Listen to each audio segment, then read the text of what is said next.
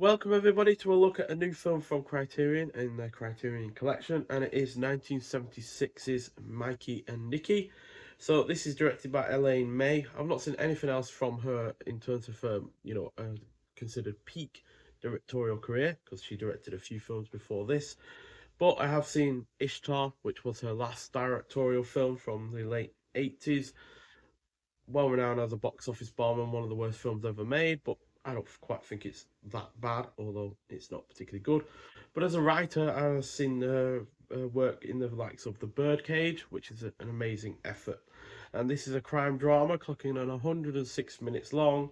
Stars the likes of Peter Falk, who was in the likes of The Princess Bride, Murder by Death, and Castle Keep.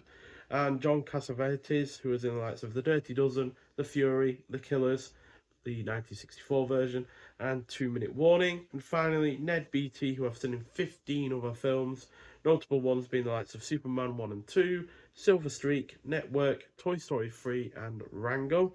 So Nick is desperate, holed up in a cheap hotel, suffering from an ulcer, and convinced that a local mob boss wants him killed. Desperate and terrified, he calls Mikey, his friend since childhood and a fellow gangster, and then so begins a long night. So yeah, it's really cool that it's set. This crime drama is set over the course of one night, and it is overall a highly engrossing look at the disintegration of a friendship and how forces like toxic masculinity, changing priorities, and those with more power can change a friendship so drastically and violently.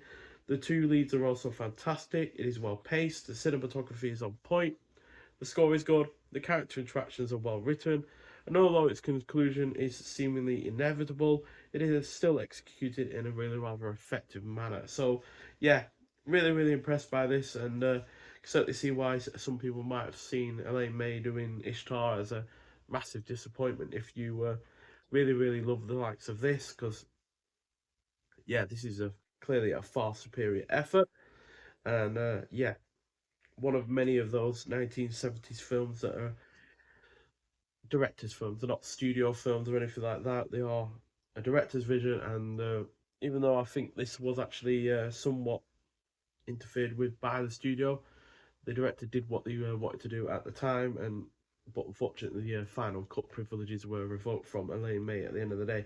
But we do have the actual version here that she made at the time. So yeah, we got a the transfer itself is restored in 4K,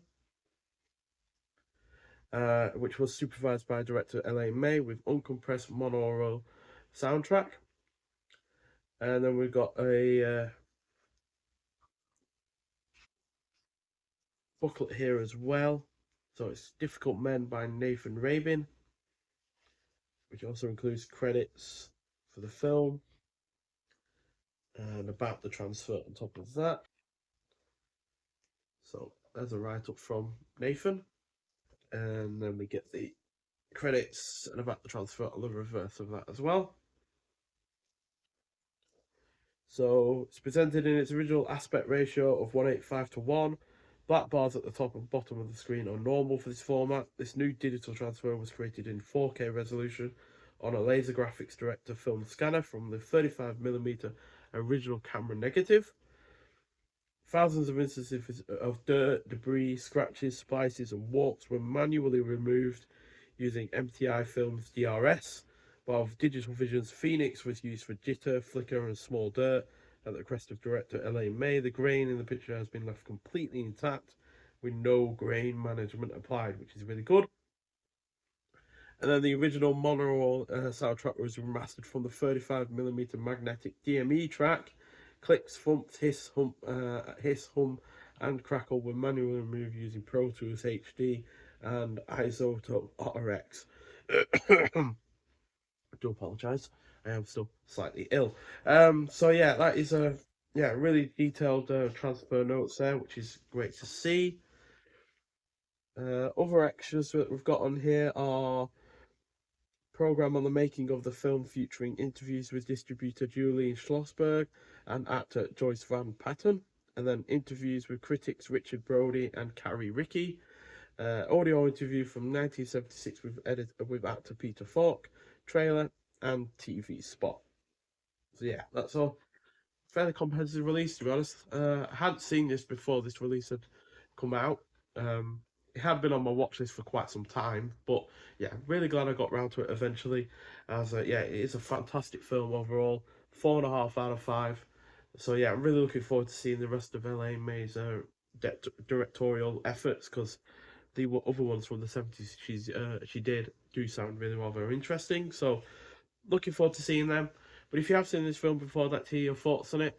But nonetheless, thank you for watching, and I'll see you in the next one. Bye.